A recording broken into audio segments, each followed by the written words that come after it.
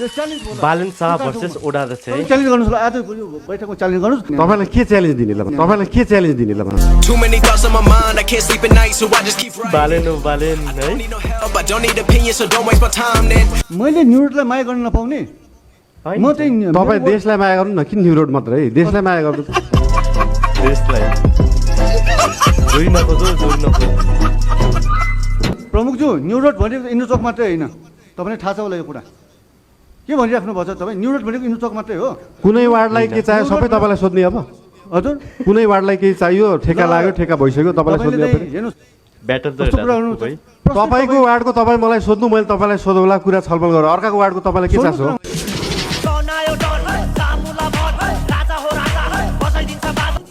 खै त के त खै त के त कन्फ्युज भइसक्यो के क्वेसन सोधिरहेको छ त्यो सहमति खै त सहमति भनेको सहमति हुन आउँदैन सडक विभागले किन चाहिँ पत्र काट्दैछ हो, हामीलाई त्यो गैर कानुनी छ त्यसको लागि कानुनी कारबाही गर्छौँ हामीले त्यसको लागि कानुनी कारबाही गर्छौँ हामीले मलाई लाग्दैन डर मलाई भन लाग्दैन मेरो पुर्निर घर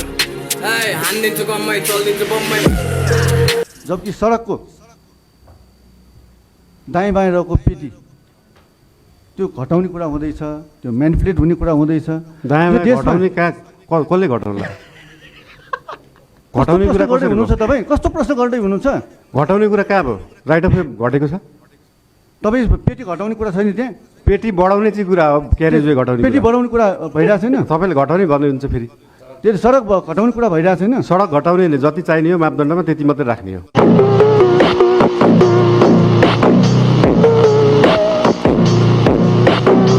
ऱ्याप ब्याटलले हुँदैछ यार यता त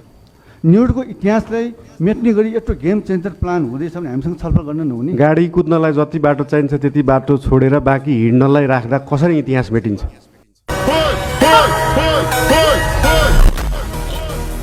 मुक्तोर जवाब हो यार यता मेरो वडामा देशकै एउटा चाहिँ पपुलर ल्यान्डमार्क नयाँ सडकमा पेटी बढाउने कुरा मैले पटक्क पढेर थाहा पाउनु पर्ने यो किन भइरहेछ तपाईँको वडामा पत्रिका पढेर थाहा पाउनुभयो कि 24 नम्बर वडामा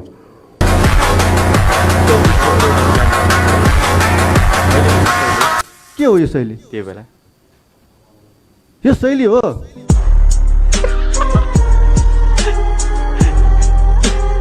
24 वडा फुटपाथ बढाउँदा तपाईँलाई के समस्या हो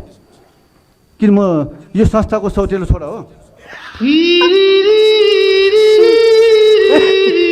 24 को वडाध्यक्षलाई केही समस्या छैन उहाँलाई फुटपाथ चाहियो तपाईँलाई के समस्या हो मैले के भने त भर्खरै भन्दै हुन्छ त अहिले यो नयाँ सडक चाहिँ तपाईँले 24 मात्र गर्नु खोज्नु भएको 24 को भइरहेछ काम होइन त 24 मात्र गर्नु खोज्नु भएको हो हो हो तपाईँले अस्ति चाहिँ योभन्दा अगाडि 25औँ वर्ष के भन्नुभएको थियो यत्रो साथीहरू छ हजुर के भन्नुभएको थियो म यो काम गर्दिनँ भन्नुभएको थियो होइन गर्दिनँ भनेकै छैन ल सहकार्यमा गर्नुपर्छ तपाईँसँगै बसेर तपाईँसँगै सल्लाह गरेर गरे हो त्यो मेयर साहबले सहकार्यको कहाँनिर गर्नुभयो त तपाईँसँगै सहकार्य गरेर होइन, फुटपाथ कहाँ- बढाउने सहकार्यको डिजाइन तपाईँले प्रयास कहाँबाट हेरेकै हो सबै वडाध्यक्षहरूले होइन, हेर्नु भएकै हो सम्बन्धित अहिले आएर कुरा फरक गर्न पाइँदैन नि के कुरा फरक पारेँ मैले दैनिक 1 लाखभन्दा बढी जनसङ्ख्या हिँड्ने ठाउँमा कति फुटपाथको साइज कति चाहिन्छ थाहा छ तपाईँलाई